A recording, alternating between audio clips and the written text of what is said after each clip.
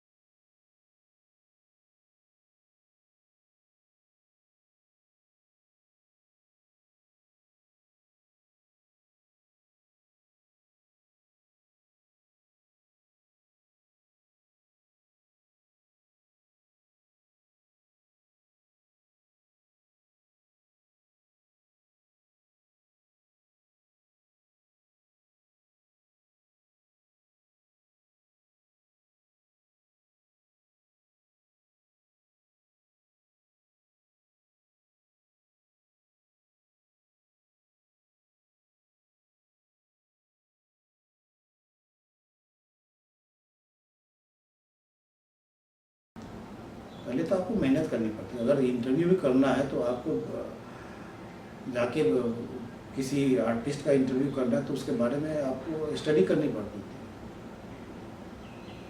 आज तो ऐसे पत्रकार हैं कि उनको ये पता नहीं है कि दिलीप कुमार कौन है।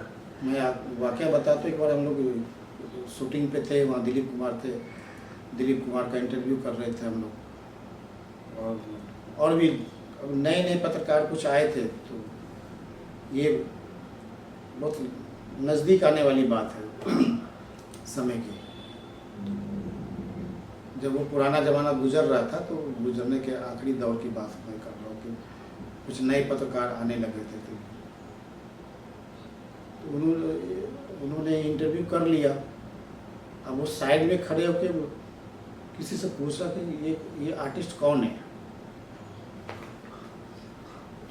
अब आपको कैसे कोई फिल्म पत्रकार मान सकता है या गंभीरता से ले सकता है? नहीं ले सकता, क्योंकि आप कोई स्टडी नहीं है। हम लोग भी पत्रकार रहे हैं, पत्रकारिता कर रहे हैं और फिल्म पत्रकारिता कर रहे हैं। तो अगर किसी आर्टिस्ट का इंटरव्यू करना है तो मुझे उसके बारे में पूरा जानकारी लेना पड़ेगा। जैसे मैं बिल्कुल नया था और राज बब्बर का इंटरव्यू करने गया था, तो मैंने राज बब्बर के बारे में रात भर जो सो स्टडी किया कि राज बब्बर क्या है, कौन सी फिल्में हैं, उनका पब्लिक लाइफ क्या है, उनकी फैमिली लाइफ क्या है, उनके जीवन में कौन है, क्या है, नहीं है। कई तरह की कंट्रोवर्सी थी। वो जान करके तब मैं गया था इंटरव्यू करने के लिए। उस ज़माने में 89 की बात है, 90 की बात है वो। पहले कुछ आर्टिस्ट बोलते हुए थे, अच्छा पूरा होमवर्क करके आए हो आप। हाँ, वो बोलते हुए थे, अरे आप इतना मालूम है, इतना कुछ। हाँ। तो अब लेकिन अब आज के किसी पत्रकार के पास जानकारी नहीं होती है। ठीक है, आज पब्लिसिटी करनी है तो आपको कोई आर्टिस्ट कंधे पे हाथ रख देगा, कोई आर्टिस्ट आपको बुला देगा, लेकिन वो उससे आपको कोई हासिल होने वाला नहीं है, कुछ मिलने वाला नहीं है। तो हमारे ज़माने में बड़ी गंभीर पत्रकारिता होती है। येलो जर्नलिज्म नहीं था। येलो जर्नलिज्म बाद की चीज़ है। जैसे कि मैंने बताया कि भाई जो नए नए लड़के आ रहे हैं, जिनको ना तो सिनेमा के इतिहास के बारे में पता है, ना ही आर्टिस्ट के बारे में पता है, ना ही तकनीक के बारे में पता है। उनका काम है सिर्फ आना और कुछ पैकेट लेना और पीआरओ की खबर लेकर के चले जाना, बस यही काम है। तो वो उसको लोगों ने येलो जर्नलिज्म का मतलब वही है कि आप पैसे लेके लिख रहे हैं, पैसे लेके लिख रहे हैं। आप इंटरव्यू भी आज के ज़माने में जो फिल्म रिव्यू में जो स्टार लगते हैं, हमारे ज़माने में स्टार नहीं होता था। स्टार नहीं छापते थे हम लोग। अब स्टार छापते हैं, 5 स्टार है, 5 5 में से किसी को 2 दिया, 3 दिया, 4 दिया। आप 5 का 5 दे दो, उससे वो रीडर्स को क्या फर्क पड़ने वाला है। लेकिन आप पैसे लेके स्टार दे रहे हो, उसको लगता है, पीआरओ को लगता है या एजेंसी को लगता है कि भाई 5 स्टार दे देगा, 4 स्टार दे देगा तो हम ऑडियंस हमारे यहाँ ज़्यादा आएगा फिल्म आजकल देखने। ऑडियंस बहुत समझदार हो गई लेकिन है। ऑडियंस बहुत समझदार है, ऑडियंस इतना कच्चा खिलाड़ी नहीं रहा, क्योंकि ऑडियंस को सोर्सेस बहुत मिले हुए हैं। किसी फिल्म के बारे में जानकारी चाहिए तो उसके पास सोर्सेस बहुत है, सोशल मीडिया पे, बाकी चैनल, बाकी और जगहों पे उनके पास सोर्सेस बहुत है। वो समझदार है, वो जानते कि ये फिल्म कैसे बनी है, जानते कि इस फिल्म में हमारा कितना एंटरटेन होगा, एंटरटेनमेंट हमको मिलेगा कि नहीं मिलेगा, पैसा हम लगा रहे हैं। क्योंकि आज के टिकट के दाम बहुत सस्ते नहीं हैं, बहुत महंगे हैं टिकट के दाम।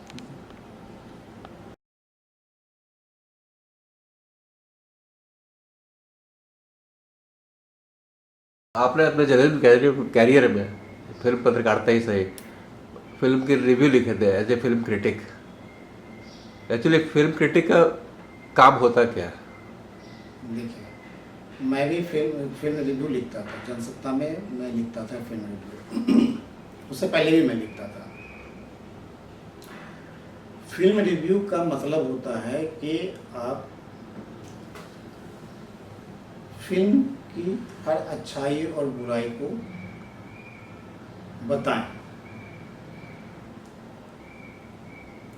उसकी आलोचना नहीं करनी है, उसको समालोचना बोलते हैं। मैंने कभी आलोचना नहीं की, समालोचना की है। समालोचना में ये होता है कि अच्छी बातें भी बताई जाती है, बुरी बातें भी बताई जाती है। लेकिन आप समालोचना तब कर सकते हैं जब आपको, मैंने फिर कहा कि आपको फिल्म बनाने की तकनीक के बारे में जानकारी हो। आप सीधे सीधे कहानी बहुत बुरी है या उसकी एक्टिंग बहुत खराब है, ये नहीं लिख सकते आप। चूँकि आपको फिल्म कैसे बनती है, फिल्म में कौन कौन सा इंस्ट्रूमेंट काम करता है, किस तरह का साउंड इस्तेमाल होता है, किस तरह से स्क्रिप्ट लिखी जाती है, किस तरह से डायरेक्टर डायरेक्शन देता है, किस तरह से एक्टर एक्टिंग करता है, कम से कम इसकी जानकारी आपको होनी चाहिए, तभी आप उसकी समालोचना कर सकते हैं।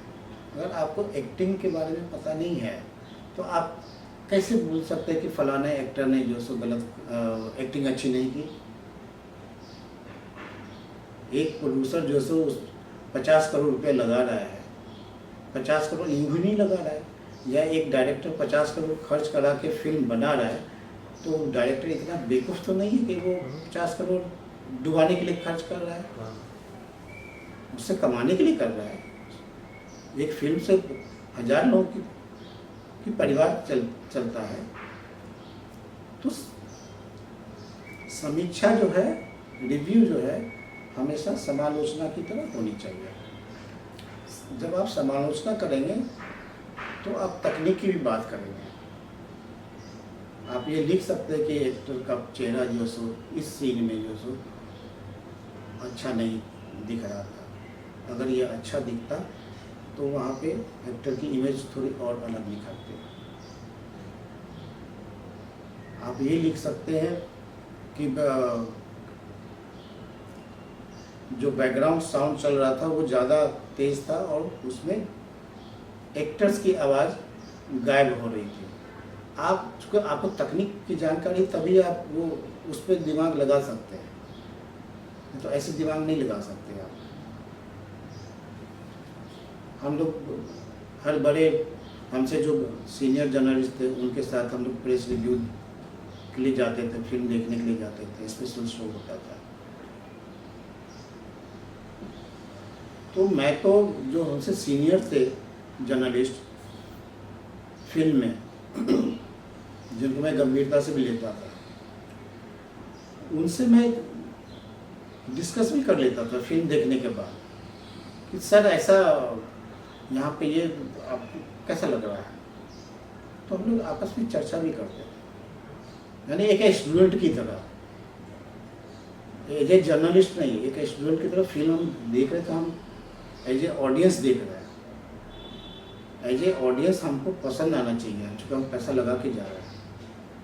हमसे एक जर्नलिस्ट की तरह फिल्म नहीं देख सकते, रिव्यू करने के लिए हम एक जर्नलिस्ट की तरह फिल्म नहीं देख सकते कि चलो हमारा फलाना एक्टर से नहीं जमता बजा देते हैं, जो एक दिमाग में रहती है बात, अरे वो प्रोड्यूसर को बड़ा ऐंठा हुआ है, आ गई पिक्चर अब मैं बजाता हूँ। ये कॉमन थिंकिंग है लोग में, फिल्म पत्रकारों के दिमाग में ये सब बैठा रहता है, आज भी है ऐसे पत्रकार। लेकिन वो जो फिल्म आप जब भी रिव्यू के लिए जाते हैं तो आपको एज ए ऑडियंस फिल्म देखनी पड़ेगी, क्योंकि फिल्म का रिव्यू पढ़ के ऑडियंस जाएगा ना फिल्म देखने के लिए, तो आप ऑडियंस के लिए फिल्म का रिव्यू कर रहे हैं ना, तो आपको फिल्म रिव्यू भी करने के लिए देखना है तो एक ऑडियंस की तरफ फिल्म देखना पड़ेगा आपको, तभी आप सही रिव्यू कर पाएंगे, वरना नहीं कर पाएंगे। तो फिल्म आप लिखते रहिए तो कुछ उससे कोई फायदा, आप 5 दे दीजिए, 10 दे दीजिए, वे 5-5 रिव्यू दिया जाता है, रिव्यू में 5-5 स्टार दिया जाता है, वो फिल्म थिएटर में जाके फ्लॉप हो जाती है, तो आपका रिव्यू तो गलत हो गया ना। हाँ। आपका रिव्यू गलत हो गया ना। मैंने कई हॉरर फिल्म देखी और जब फिल्म देखने, जब हॉरर फिल्म के नाम पे मैं फिल्म देखने गया थिएटर में, तो मुझे तो खूब हंसी आई। कॉमेडी फिल्म देख के आ गए। हाँ, तो मैंने लिखा था कि ये भूत जो डराता नहीं है, ये हंसाता है, इसमें कोई बुराई भी नहीं है, लोग ऑडियंस उसका एंजॉय कर रहे हैं और फिल्म देखने के लिए जा रहे हैं, लोग हंसने, डरने नहीं, लोग हंसने के लिए जा रहे हैं। तो ये आपका रिव्यू अगर पढ़ता है और ऑडियंस को वही चीज़ फिल्म देखने में लगता है, तब आपका रिव्यू सही है, वरना आपने जो लिखा वो कचरे में जाने लायक है। बाकी बहुत जिम्मेवारी वाला काम है, बस जिम्मेवारी ना, क्योंकि आपको प्रोडक्शन हाउस की भी जिम्मेदारी निभानी है, आपको ऑडियंस की भी जिम्मेदारी, जिसने पैसा लगाया उसके बारे में भी सोचना है, जो पैसा लगा के जाएगा फिल्म देखने के लिए उसके बारे में भी सोचना है। आपकी दोहरी जिम्मेदारी है, आप सिर्फ अपने एंजॉय करने के लिए, वो सिर्फ कुछ लिखने के लिए नहीं जा रहे हैं। तो रिव्यू के पत्रकार की जिम्मेदारी दोहरी है, वो बहुत कठिन है निभाना उसको ईमानदारी से।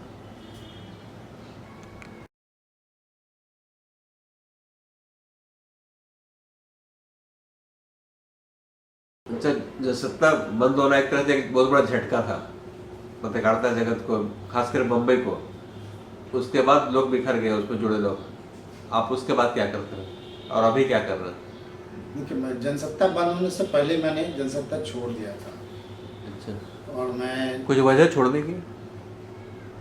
वजह कोई दफ्तर की कोई वजह नहीं थी, वो व्यक्तिगत कारण थे जिस वजह से मैंने छोड़ दिया था। हालांकि मेरा इस्तीफा उस समय प्रदीप सिंह संपादक होते थे, तो उन्होंने 1 महीने तक रोक के रखा था। अच्छा। और मुझे रोज़ प्रेशर डालते थे कि तुम अपना ये वापस ले लो, लेकिन कुछ व्यक्तिगत कारण थे जो जिसका कोई अपने संस्थान से कोई लेना देना नहीं था। मैंने छोड़ दिया था।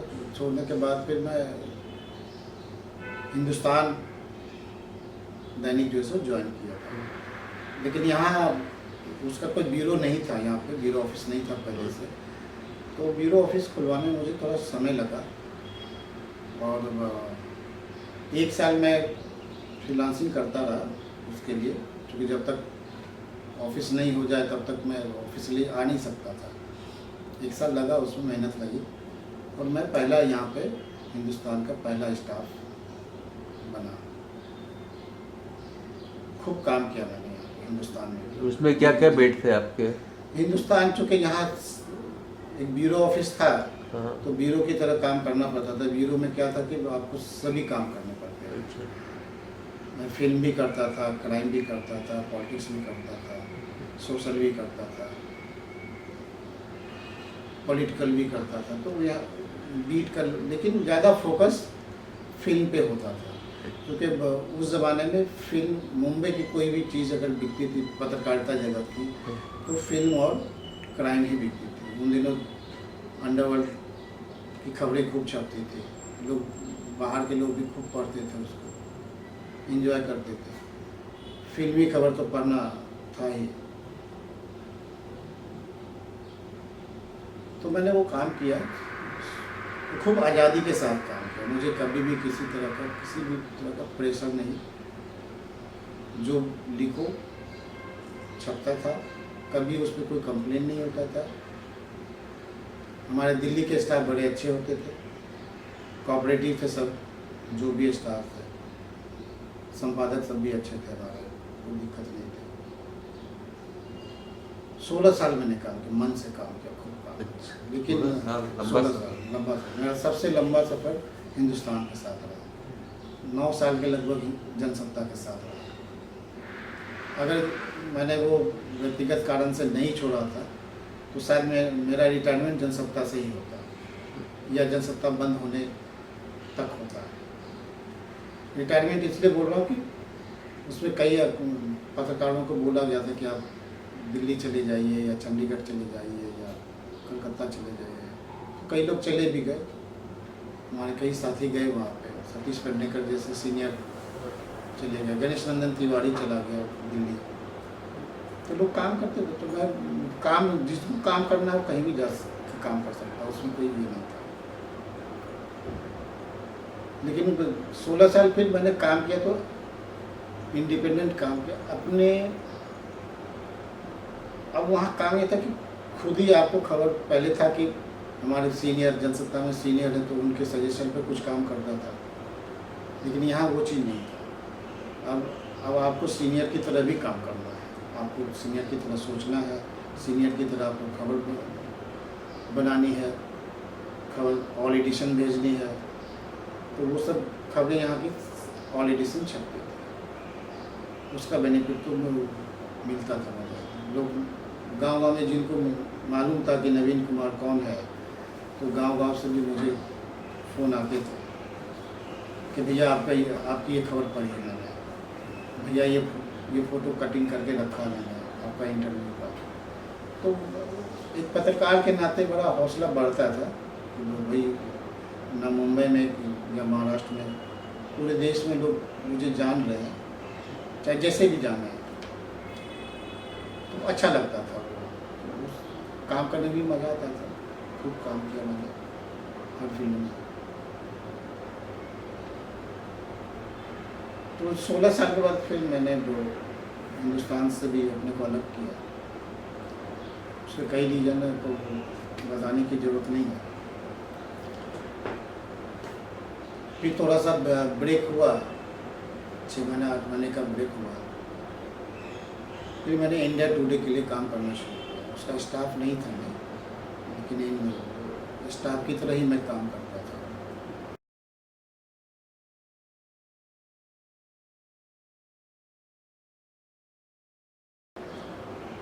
सारी सुविधाएं थी मुझे, संपादक अच्छे मिले थे, और जो मैं काम करना चाहता था वो काम मैंने इंडिया टुडे में किया, फिल्म को लेकर के। बैकग्राउंड में क्या है वो मुझे उस पर काम करना था। जो किसी दूसरे अखबार वाले लोग उस तरह से तरजीह नहीं देते थे कि आप स्क्रिप्ट राइटर पे आप काम कीजिए, आप जो नई टेक्निक आ रही है उस पर काम कीजिए। और यहाँ मुझे वो काम करने को मिला जो मैं वास्तव में सिनेमा को लेकर के काम करना चाहता था, और गंभीर विषयों पे काम करना था, यानी पर्दे के पीछे की दुनिया को जानना था और दुनिया को बताना भी था। क्योंकि लोगों को पता नहीं कि एक स्क्रिप्ट कैसे लिखी जाती है, या एक सीन कैसे शूट किया जाता है, या किस तरह से एक सिनेमा की पूरी रचना होती है, एक फिल्म की कैसे पूरी रचना होती है। इसमें जो आज की मीडिया है उसको कोई इंटरेस्ट नहीं है, लेकिन इंडिया टुडे ने उस पर इंटरेस्ट दिखाया मुझे पूरी छूट मिली और वो भी मुझसे वही काम करवाना चाहते थे। उस पर हम लोगों ने काम किया और लगभग 5-5.5 साल तक खूब काम किया। उनकी साहित्यिक पत्रिका भी वार्षिक अंक उनका निकलता था, साहित्य वार्षिक अंक। उसमें भी हमने सिनेमा को लेकर के काफ़ी कुछ लिखा, खूब छपा उसमें भी। और चूँकि वो उसमें थोड़ी गंभीर बातें होती थी, साहित्य को लेकर के, सिनेमा को लेकर के, उसमें भी हमने लिखा, छपा भी खूब और मज़ा आया। देखो, अगर आप अपने मन की चीज़ लिखते हैं जहाँ ना, तो वहाँ काम करने का अपना मज़ा है।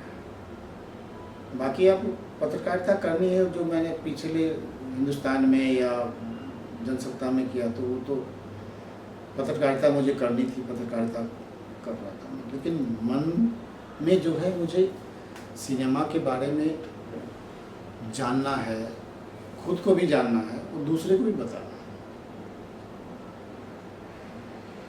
उस पर काम किया मैंने, मज़ा आया मुझे काम करके। और 5 साल में मैं खुद को एकदम संतुष्ट कर लिया कि नहीं, मुझे जो करना था सिनेमा को लेकर के, वो काम मैंने किया। और मुझे इंडस्ट्री का काफ़ी सपोर्ट मिला।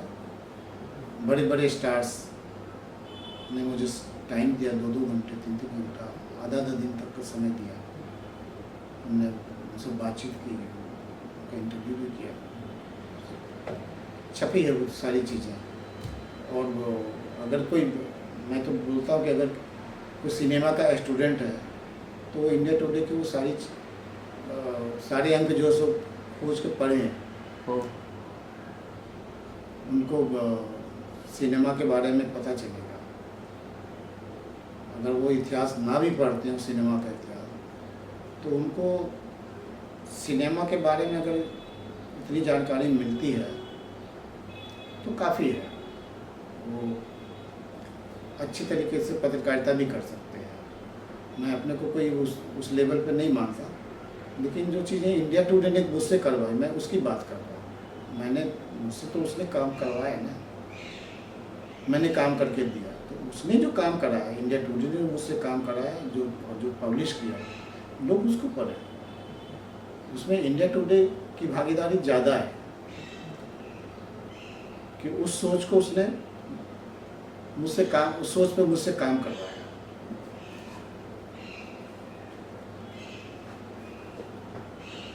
और अब इंडिया टुडे का साथ भी छूट गया है।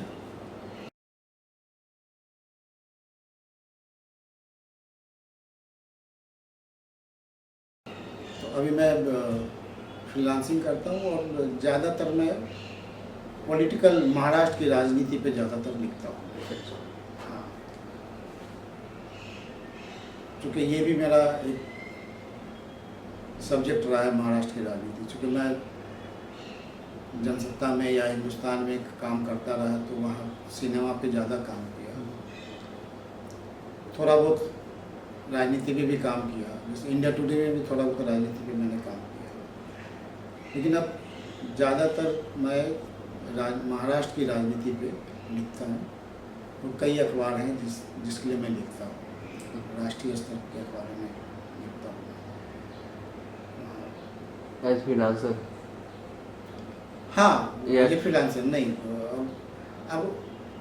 अब मेरी अपनी भी इच्छा नहीं कि मैं कहीं किसी अखबार में बैठ के काम करूँ, वो इच्छा नहीं है मेरी। एक समय के बाद हाँ, चेंज भी चाहिए। हाँ, क्योंकि मैंने अब 30-35 साल मैंने गुजार दिए हैं पत्रकारिता में, दफ्तर में काम करने वाला जो तरीका है।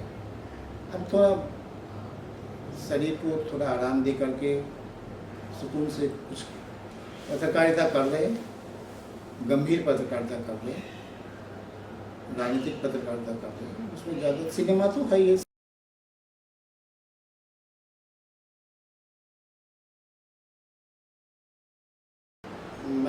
मेरी फैमिली जो है सो खगड़िया में रहती है, लेकिन मेरा अपना जो फैमिली है, मेरी वाइफ है, मेरी बेटी है, तो हम लोग यहाँ मुंबई में रहते हैं और ये प्रतीक्षा नगर साइन इलाके में है।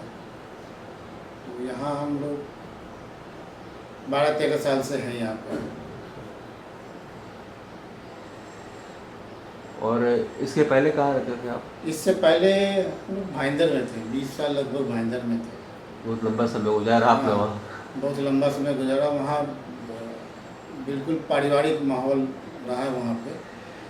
किसी भी कम्युनिटी में, चाहे मारवाड़ी हो या मराठी परिवार हो, उन लोगों से हमारे बड़े अच्छे ताल्लुकात आज भी हैं, पहले भी थे। पारिवारिक रिश्ता है वहाँ